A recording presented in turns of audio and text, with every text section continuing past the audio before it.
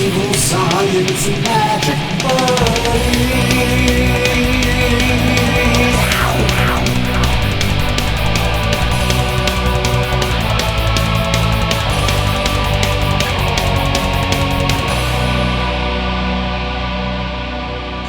Hello and welcome to the Kryptonaut Podcast presents Evil Science and Magic Buddies, the show within the show, the conspiracy of the conspiracy, the Crypto Roundtable. I am Mark Storrs, and with me as always is... Chris. And... Rob Morphy. We Did nailed we it, do guys. it? Did we do it? This did not take us 10 minutes at all. I'm No, really proud of us. we are not dealing with some weird lag in tech, but we did it. Yes, thank you all so very much for joining us for a very special episode of the Kryptonaut Podcast presents Evil Science and Magic Buddies. This is going to be a part of a series where we're going to be doing listener stories. We put a call out for listeners to send us their stories. We've compiled a bunch of them. So we're going to be covering some this episode, and if you'd like to contribute, you can email those to kryptonautpodcast@gmail.com, and we'll be doing like 2 or 3 an episode, but we figured this would be a cool little weekly supplement to kind of, pump out content, keep people going, because we're still not doing anything in quarantine. So, you know what? Fucking why not? Let's do it. Let's do it. I'm stoked. It's great to actually, because we know at the very least these are going to be first-time stories. At least, I mean, maybe not the first time they were ever told to anybody, of course, but probably the first time they were publicly broadcast. So for that alone, I'm pretty excited.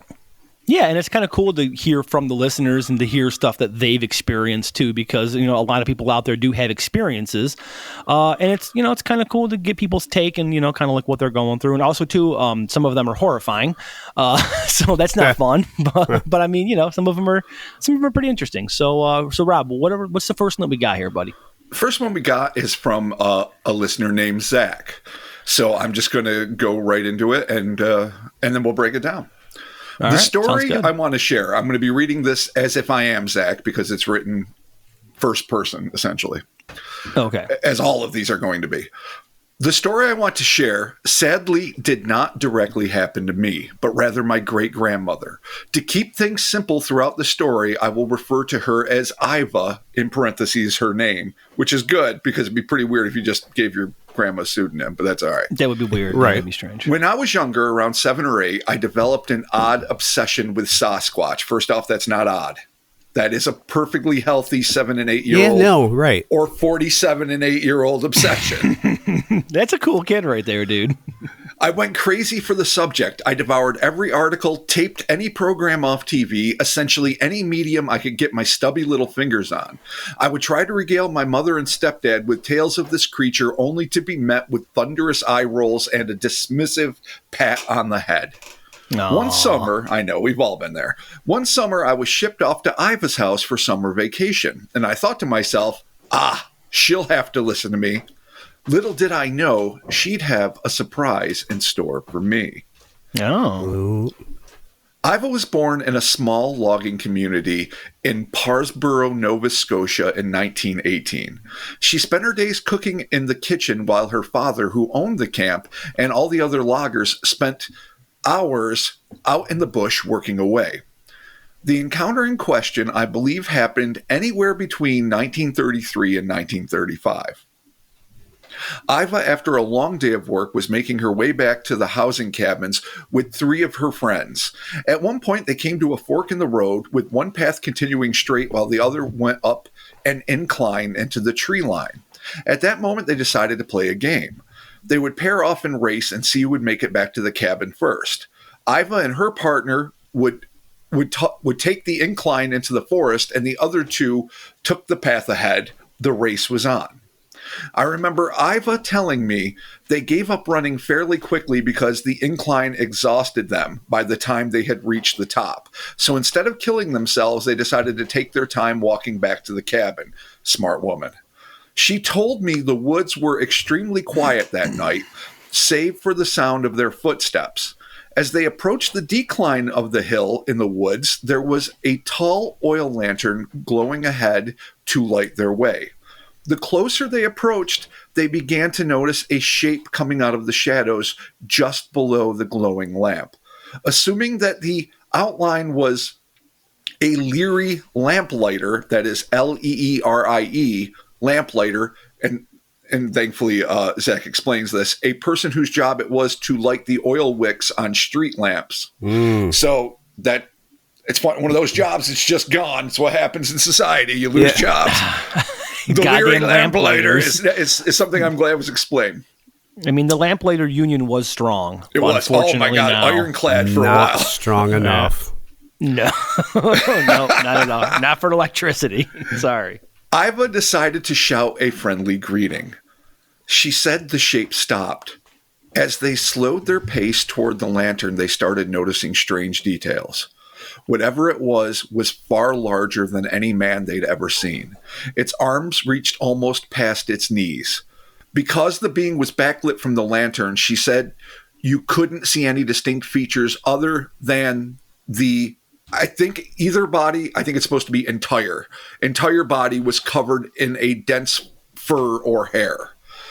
It took another step forward. Needless to say, Iva and her friend turned the other way and ran like hell. Smart move, Iva. You probably wouldn't have had a great-great-grandson named Zach or anything else had you made another decision. She always told me that she never noticed a smell, but she always remembered that the woods were dead silent that night. That's a common thing. That's a pretty common thing with, I mean, obviously the odoriferous rotten carcass, dump in the heat of mid-August smell is also a common thing. But that other animals always seem to be like, shut the fuck up. Yeah, shut exactly. the fuck up. Do not let the Bigfoot know that you don't shut up, Randy. Everyone shut be up. quiet. Everyone. Jeff, You gotta be quiet because this shit gets real quick with a Sasquatch. Throughout the years, I would ask her to tell me about her encounter, and every time she told it the same way. Nothing was added, nothing was taken away.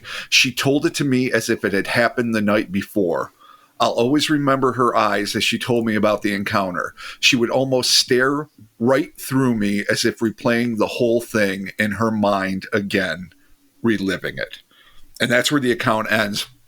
And I like that little touch at the end there where the great grandma gets that wistful look in her eye because, even though it doesn't necessarily 100% mean that someone's not making a story up, when they're getting that longing, oh, this is some shit that really sunk in with me, that 9 times out of 10, this is a bona fide account.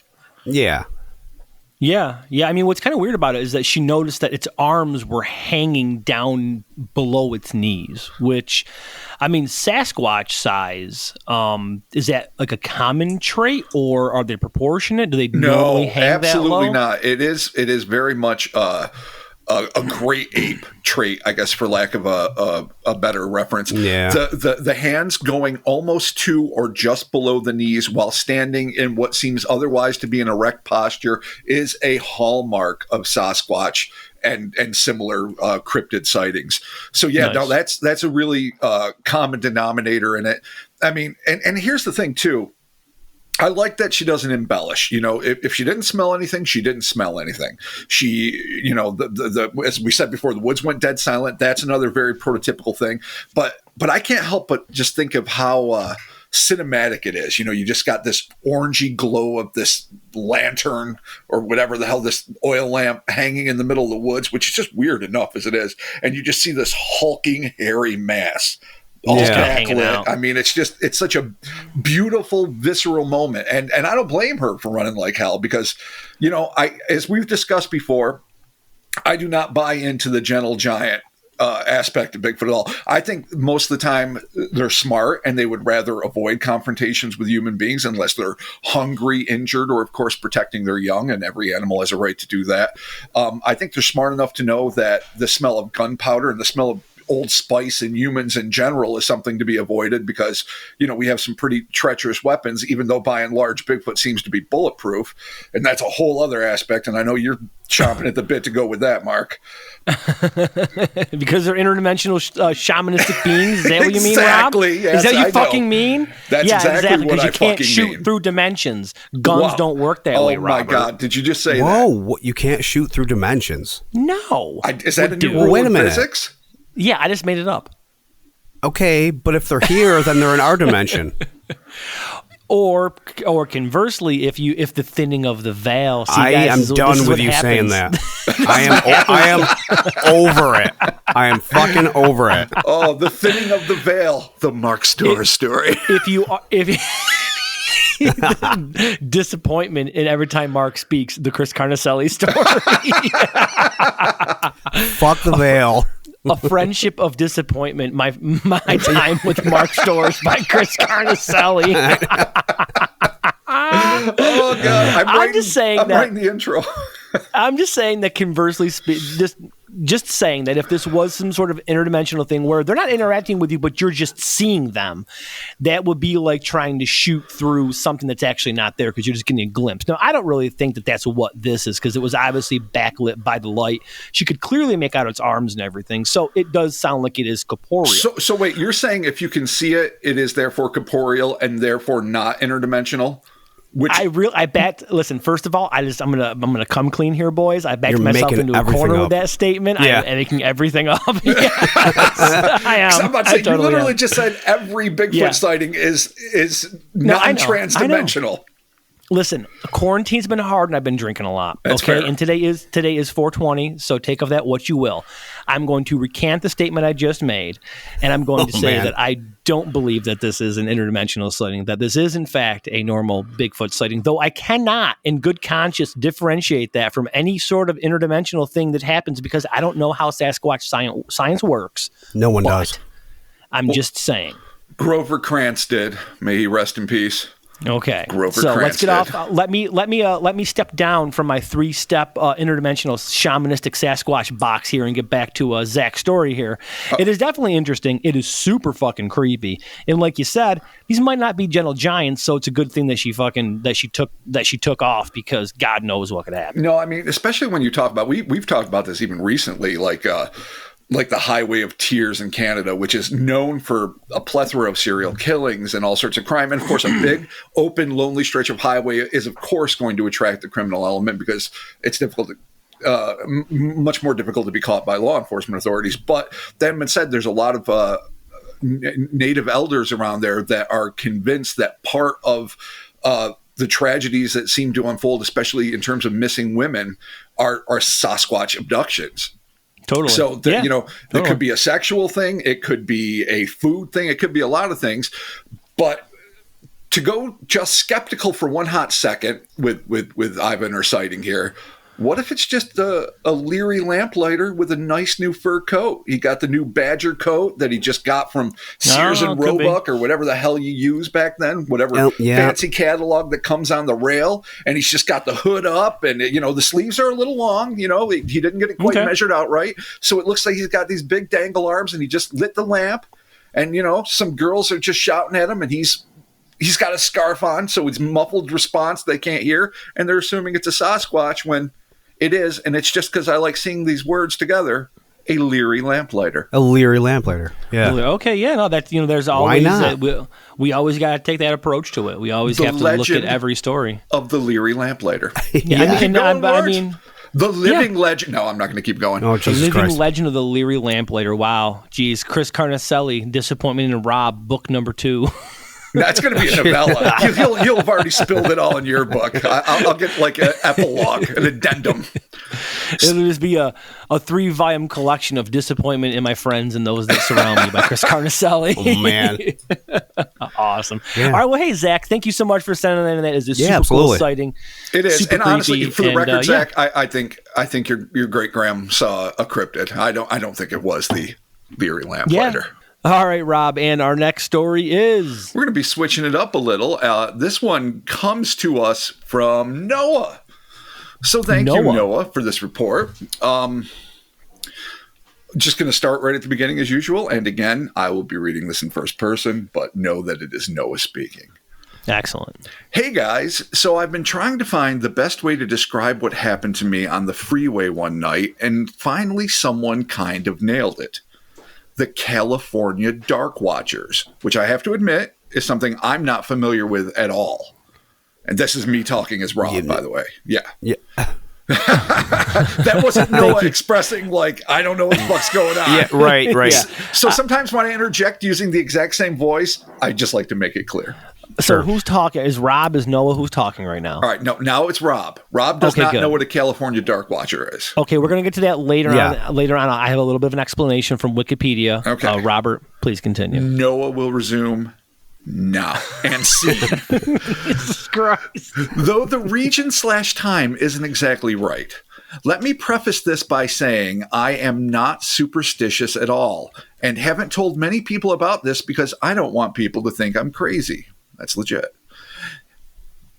About 2 years ago, I was on tour with my band and we were driving back from a super late show in Lompoc, a tiny-ass town in the middle of bumfuck nowhere.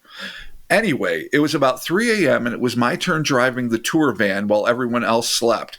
So we're dealing with Rockstar here. This is fucking awesome. Right. Sweet. As I was driving down the freeway to Long Beach, I noticed something on the right side of the freeway. It looked like a man standing there in a suit and an old school hat, possibly like an Indiana Jones-style fedora.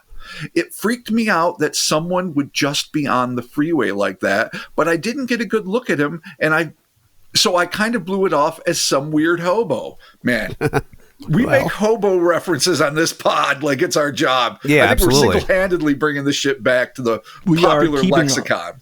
We are keeping hobos employed or unemployed. Yeah, no, we're not doing anything to help hobos, sadly. Probably not, no. About 5 minutes later, I was driving along and I got a chill. The hair on the back of my neck stood up and I immediately felt like I was in fight or flight mode. I was trying to figure out why when I noticed just at the edge of my headlights, I saw the man again. Oh, that's creepy. Shit, he's in the road? I mean, all right, so roadside hobo, it can be a little disconcerting. Dude shouldn't be there, but 5 minutes later, however many miles, same dude or his Deja twin. vu. Yeah, it's odd. And he's in front of the vehicle, so yeah, that's a problem. Yeah, right at the edge of the headlights. This time I slowed down a bit and focused on him because I didn't believe it was real, but it was. And he didn't have a face. Okay. Oh, all right, shit, that's the a game faceless changer. hobo. Yeah. You All need right. a face. I mean, you don't need a job. You need a face. Yeah, face is important. If you want to get a job, you know what you need? A face. There you go. Mark logic. Wow. It was a completely black silhouette with no face. Oh. Okay. Oh, that's interesting. All right, so I don't know now if he's... All right, he's going to elaborate, so I'm going to let Noah finish this up. He had facial features, but no color and no detail. Okay. All right, Noah, I wish we were talking to you right now because now I'm confused. He doesn't have a face, but it's completely in black silhouette, but he has facial features, but no color and no detail. So maybe just like a jawline or something. Here's the impression I'm having, and you know what? The beautiful thing is Noah will hear this, and then we can do a follow up, which of course we will, and it'll be great. I'm seeing like one of those contour things, like one of those mannequins where you don't necessarily have the eyes or the mouth, you just have that indication of cheekbones and a nose and a brow ridge. At least that's the impression I'm getting, like obscured in shadows. Noah, please, when you do hear this, let us know, and we'll come correct with this. Okay. I'm going to continue here. There was no reason I shouldn't have been able to tell that, but I could, and I noticed his head turn to watch me as we passed. It freaked me out, so I moved over a lane and just stared straight ahead. That's legit. Like nothing. I saw nothing. Nothing is there. Thank you. I didn't want to wake the guys up, so I kept quiet about it. Another couple of minutes had passed, and I thought it was over. Just when the anxiety started to fade, it spiked again like a rocket. It was happening again. This time, he was in the lane of the freeway I had just changed from again. Oh, my God. Shit. Jesus Christ. And even though I was going about 65 miles per hour, I couldn't make out his face. And watched as his head turned, almost like he or something else was slowing down time. Okay, so he's saying that even though he's booking at 65, that time, which could be a psychological thing, because when you're really caught up and your adrenaline's pumping, you do perceive time as slower. Yeah. Or it could be something metaphysical. Who knows? Okay. So it's as if time is slowing down. And again, I snapped out of it. This time, however, I didn't get any respite. I was looking in my mirrors to confirm I was crazy, and as I turned my attention back to the freeway, void of cars ahead, I saw him, this time in my lane. Okay. All right, this is Twilight Zone is the dills. Just keeps This fucking repeating, guy- but this time, side of the road, closer, opposite lane, right the fuck in front of you. Yeah. Yeah, this guy's playing chicken. Like, he just keeps popping in front of the fucking vehicle. This guy's trying to create a psychotic break in the eyewitness because this shit will fucking drive you nuts with terror. It's making me nervous. I'm not even driving. I don't want to drive. Do you want to drive? Does anybody want to drive? Yes, Is it just yes, me? somebody, anybody. Not in Fine. Long Beach. All right, no. I didn't have time to slam on my brakes, nor would I since I was pulling a trailer. So I just kept on trucking and had no idea what to expect. As I grew closer to him, I could feel my heartbeat getting faster and harder until he was just a few feet from the end of my hood. It was like time seemed to slow down as he stayed where he stood as the car moved through him. Oh, Noah did it. He was like, he ran him over. It's Yeah. it's the steering wheel here. You know, when you see the deer, if you slow down, that's when it like bucks over your hood and you get like a face full of antlers and hooves and you're fucking You gotta done. speed up. You just gotta crush send that shit. You gotta send it flying. It's and terrible. if it's a faceless repeating hobo, and yes, I call this the repeating hobo, then you gotta fucking nail this shit. All right, but he ran it over. Oh, just imagine the fucking. All right, I'm getting nervous. Okay. As we moved forward, I realized his face was the same level of mine and we were going to collide. It just gets worse and worse. Oh, man. God, this is terrible. Just as my face made contact with his, I was hit with a rush of freezing cold air and I heard what sounded like a very audible sigh. Oh, did he get superpowers? Please get superpowers. I don't know. I would have had a fucking complete Superpowers. anxiety attack. Yes, please give me this. Give it to me. In what world does that fucking create superpowers? It's not like this was a radioactive hobo that bit him. Dude, it's a weird version of Ghost Rider. Just roll with it. Noah has powers. We all know this. All right, Noah has powers all right, fine, now. Okay, fine. that's good. All right, God, his Noah, face will you hits a ghost confirm whether face. or not you have powers when you further describe fucking this creepy-ass fucker's face, please? Jesus Just Christ. remark. Okay. Okay. Thank you. Once I snapped out of that weird time distortion, I hit the brakes because I needed to pull over for a breather. And as I hit the brakes, I saw him illuminated by the brake lights in the middle of the lane just behind us. Watch it. I immediately pulled over and woke up my drummer. Now this is where I'm not Noah. I see that dude in the brakes. I think I'm just hitting the gas. But then again, at this point, what is he going to do? What's he going to be sitting next to you in the car? Like, I don't know how this thing gets any closer, but I don't blame him. He's panicky. He needs to fucking pull the fuck over. Drummers are notoriously reliable people. They're so you got to pretty wake stable. him up and confirm. Yeah, I'm gonna go against that one. It's because, you know why? Because Chris is a bass player. That's why he knows that they're notoriously not reliable. No, actually, the most reliable is the bass player. Well, yeah, because the bass is the groove. The bass is the fucking low end. The bass keeps it going. Then Chris just looks sternly at the fucking drummer, wondering why he's not in time. If you've not known this, I've been in bands with Chris before, so I know Chris's look. What are you doing? I know his look of like, why the fuck are you doing that? So, but hey, man, you know, it makes sense. This shit happens. Fucking wake your buddy up and be like, dude, what the? In my mind, I want to get a confirmation. I want to be like, am I fucking nuts? Or is this fucking you need to question your sanity at this ghoulish point. hobo fucking really there? So All right, I get it. It's 3 a.m. So questions I've got for Noah are: did you get any rest? Obviously, you rocked your tits off. You're playing band. So maybe late hours are not odd for you because you know I know 3 a.m. wouldn't mean anything jamming, to dude. me. If maybe some illicit substances were involved, not that I think I'm the first to say that I don't think alcohol causes hallucinations. I don't think he was drinking and driving either, for the record. But definitely, Noah, we're gonna do some follow-ups because I find this fascinating. But before we break down that, let's finish up his story. He immediately pulled over, or I will go back to Noah's voice, and woke up my drummer. Nice. Did you see how I seamlessly transitioned from Rob to Noah? You seamlessly went over to Noah. Amazing. It was almost like I became a different person. Actors fucking studio. Yeah, here. no. This is like the worst. This is like the worst version of podcast inception ever. This is Rob talking as Noah. Okay, this is Noah transitioning into Rob. Now this is Rob as Noah. I am Noah. Yeah, Rob. I could feel I a think the change. audience appreciates the subtle differences between Noah and Rob. I'm sure they do. Continue. And I told him, I snorted. Noah, told him I needed him to drive because I didn't feel well and just sat in the passenger seat chain smoking the whole way to Long Beach.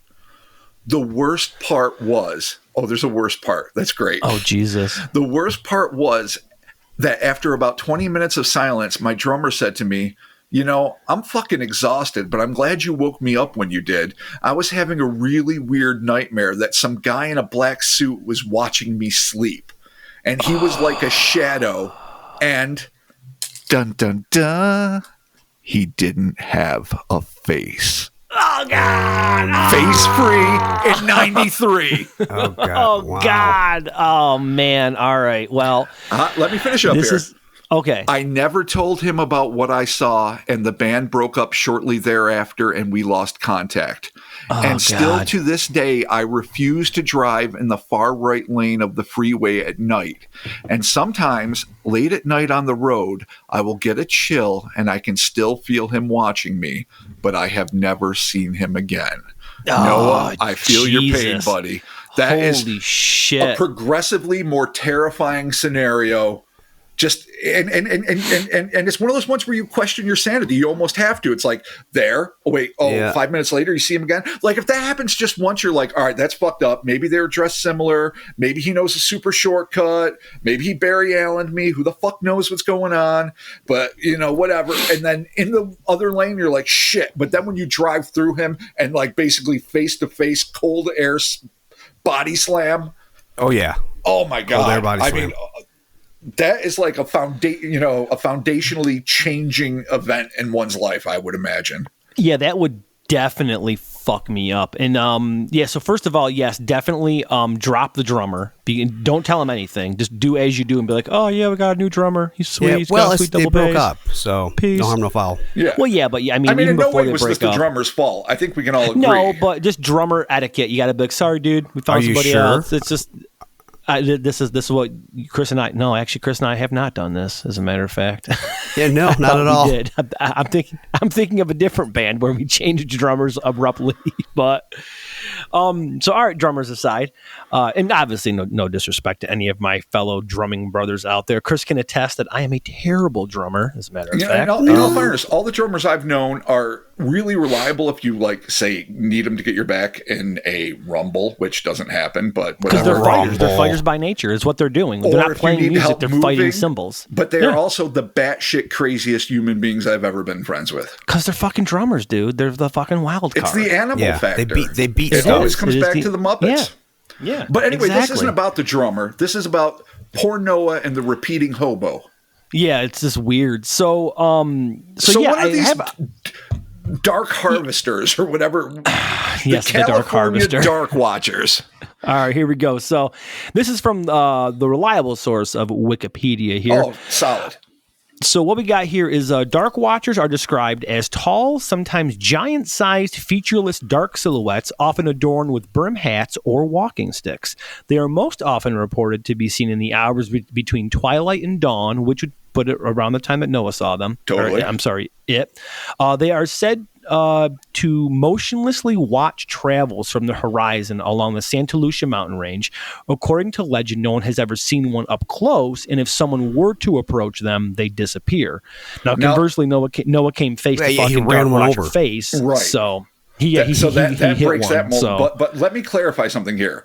If you get close to one, they disappear. Does that mean the dark watcher disappears or the individual approaching said watcher? I assume they meant the Dark Watcher.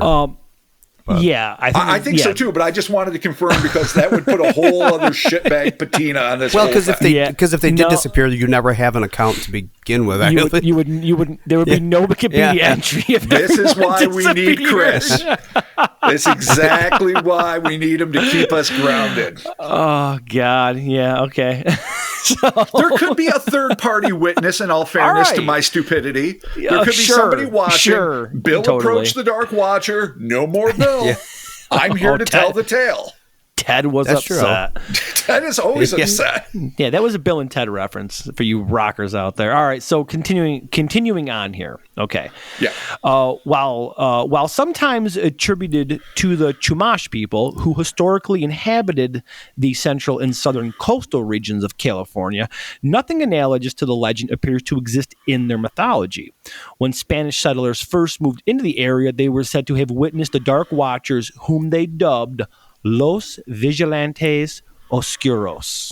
Nice. Obscure vigilantes?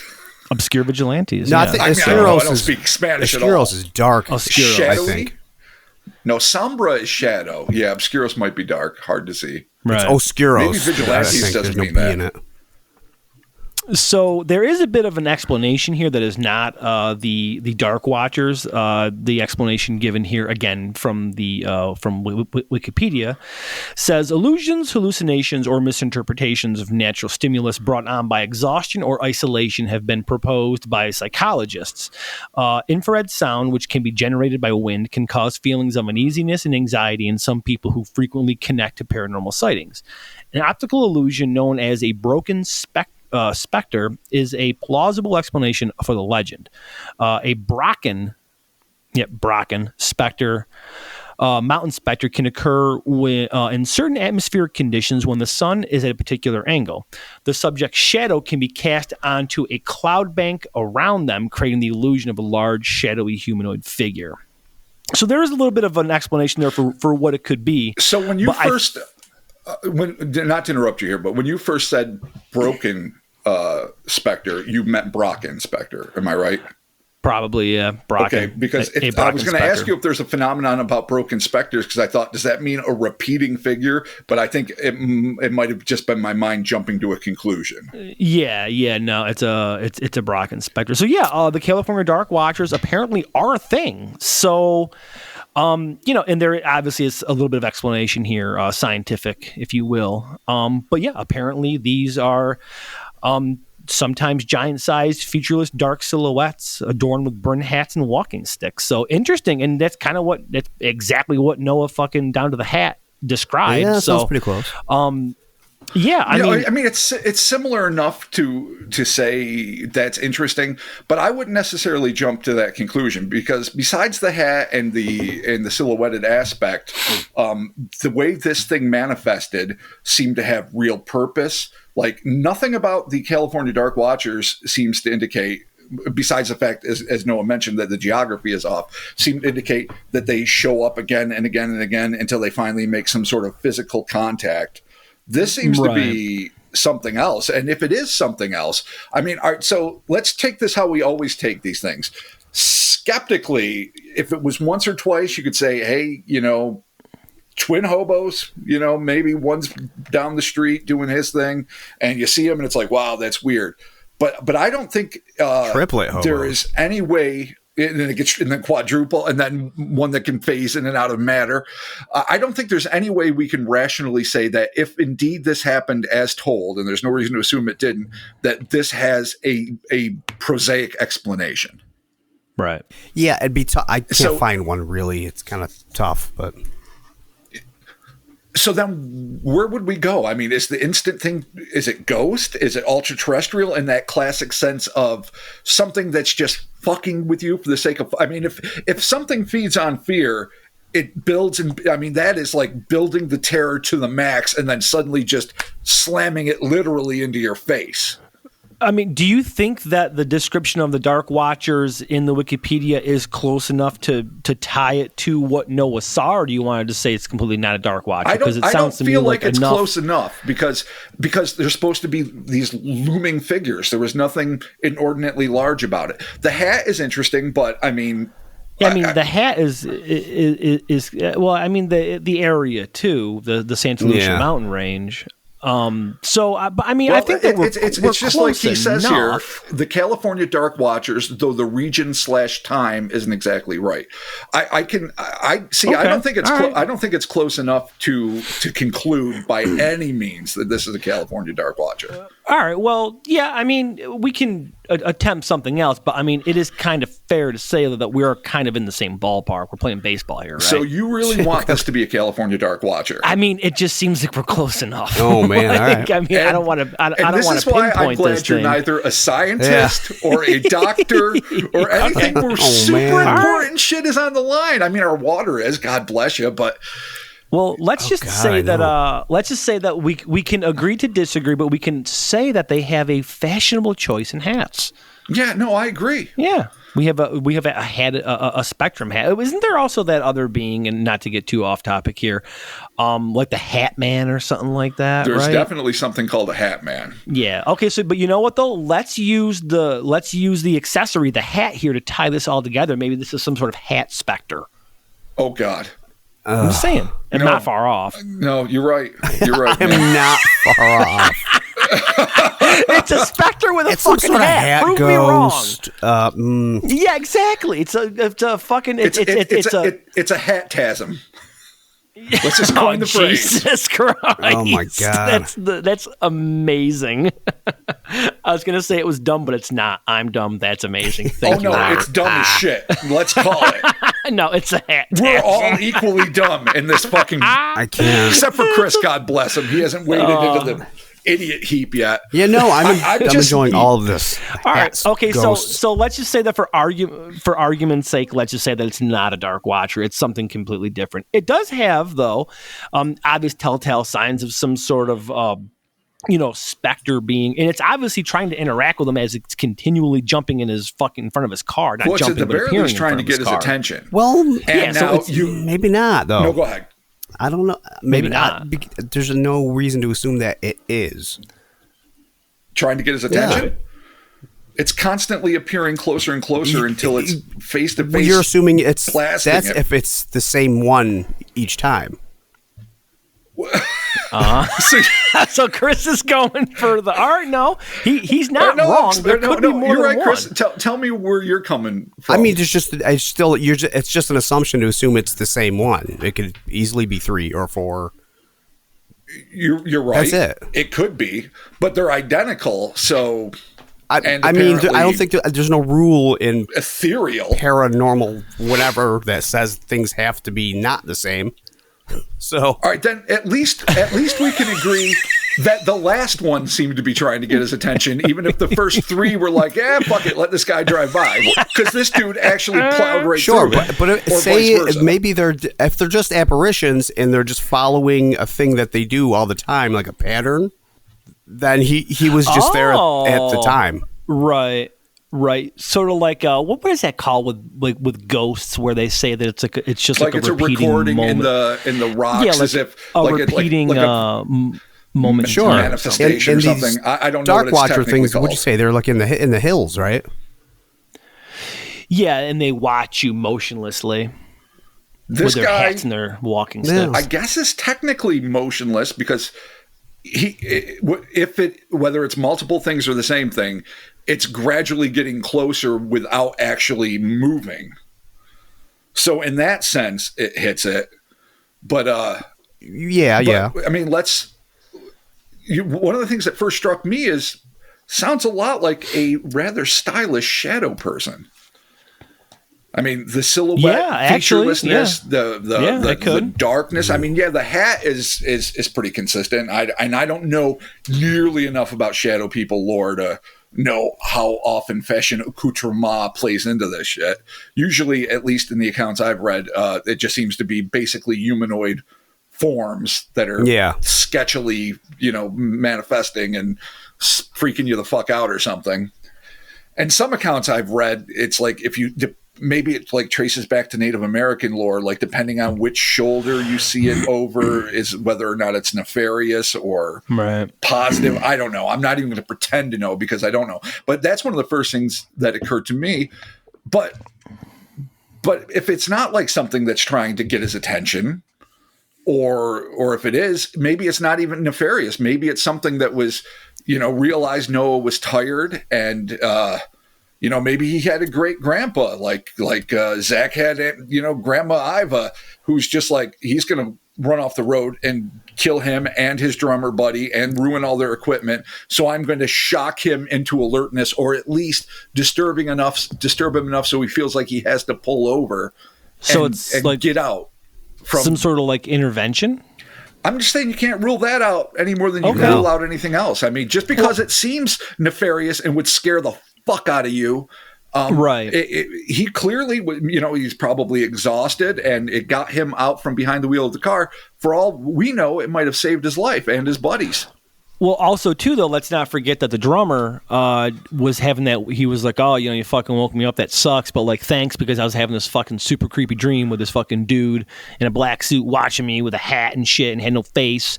So the drummer kind of corroborates it, where he's dreaming and having some really weird fucking situation happen in his dream. That's true. And then Zach is obviously seeing something kind of similar in the road. So, I mean, that's always a possibility, and too. as disturbing as the drummer's dream is, and any of us would be disturbed to have that image, it is the lack of a face. It is the imagery that's disturbing, not necessarily the actions of the entity. Because the entity's mere existence is disconcerting, but not necessarily its actions or lack thereof. Or multiple entities and their lack of actions, in deference to Chris's theory. It's hard saying, because everything about it is just bone chilling. It is. But it is. It might have creepy. been for a positive outcome.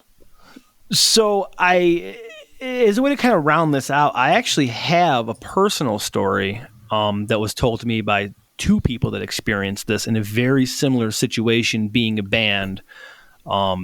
In a tour van driving here, actually in New York, going home, where there was an entity on the road and they didn't know what it was, and they actually drove through it. Oh man. And it's similar, not in the sense that it was continuously moving, but they saw it, they drove through it, and they actually, when it came through the van, they actually saw it pass through one of their girlfriends. Oh man. And when it left, the girl, when it passed through her body, and again, this is an account that was told to me, but by two different people who were both there. The girl, after it passed through her, she jumped up and freaked the fuck out. Like, she was just asleep in one of the bench seats in the back. They drove through it. It went through her physically, and she fucking freaked. She confirmed it, and the two people in the front confirmed it. So you talked to two witnesses, one experiencer. Yes. Dude, she has. But she was sleeping, so she didn't see it coming and have a chance to prep. She just woke up and freaked out. Can you tell me what she said she felt that made her freak out? The only thing I remember is that she said that she was cold, and that she had like she was just startled and she was cold. Wow, that's classic ghostly apparition. The only other part of the story that, and I could actually probably reach out and get the details on this, but the only other part of the story that I remember is she said we hit a ghost. Which, seriously, I was like, you did. Technically, you totally did hit a ghost. So I'll do a little bit of digging on that. But it's kind of interesting, though. Do you know what it looked like? No. They just said that it was some weird like form that was in the middle of the road, and they literally went through it, saw it come into the van, go past the two people, and then through her, and then she woke up and was like, "We hit a ghost." So, yeah, it's a super weird story. I'm going to reach out and see if I can get some details on it. Please do. I was literally in my 20s when this happened, so we're talking well over to I'm almost 40 now, so this was like 2002, 2003. But kind of interesting, because when I actually read Noah's account with the email that he sent, I was like, oh shit, I know someone that experienced kind of something similar. So, but who knows? I mean, the closest I've ever come is watching Matrix 2. Yeah, which was sort of a nightmarish experience. So, I mean, I think I feel like I've suffered like they have. Same thing. Same thing. Yeah, exactly. All right, so cool. There you have it. Noah and Zach, thank you both so very much for sending in your listener stories. Awesome stories. Fantastic. Yeah. And you know what? Please, to all of our listeners out there, keep them coming, because this is a series we want to, revisit as often as we can. And it's fascinating. It's a great glimpse into, what probably the things that made you get fascinated with this, bizarre subject to begin with. And it's just great for us and the rest of the audience to really get to experience these. So please keep them coming. Yeah, and again, you can submit your stories at cryptonautpodcast@gmail.com. And, no matter how brief your interaction is, no matter how in-depth it is, just please feel free to send them over, and we'll go through them, check them out, and we're going to be doing these on a pretty regular basis under the auspice of the Kryptonaut Podcast presents Evil Science and Magic Buddies. So thank you all so very much for joining us. Of course, I'm just going to add this really quick. We will respect your anonymity, so you get to pick whatever name you want. It's not, you don't even have to use your real name, any pseudonym you care for. So it's more about the account than it is about. Don't worry about outing yourself if that's something you're. Give yourself some cool fucking sweet name like Sunshine -5 or something like that, and you can fucking, there you go. Sunshine -5 there's a story behind that. That's not bad. It's not bad. Yeah. It may have been my wife's AOL or Yahoo Messenger screen name at one point. So, wow. I'm stealing it, Sunshine -5. So there you have it. Thank you all so very much for joining us. The Instas, the Twitters, and the Facebooks. Check us out there. Patreon.com/Kryptonaut Podcast. Thank you all so very much to everybody who's donating over there. We appreciate it so very much. Get yourself some merch, hellorspace.com. Anything else we got to push? No. Oh, our Facebook group. Check out our Facebook group. It is dope. Quarantine fucking sucks, but our Facebook group's been keeping it pretty fun over there, so check that out. So there you have it, and we'll talk to you soon. Keep your eyes peeled. Do not run over ghosts. Maybe. Poor Chris was like, goodbye, don't run over ghosts. Goodbye. I said good day, sir. We'll be talking to you. See ya.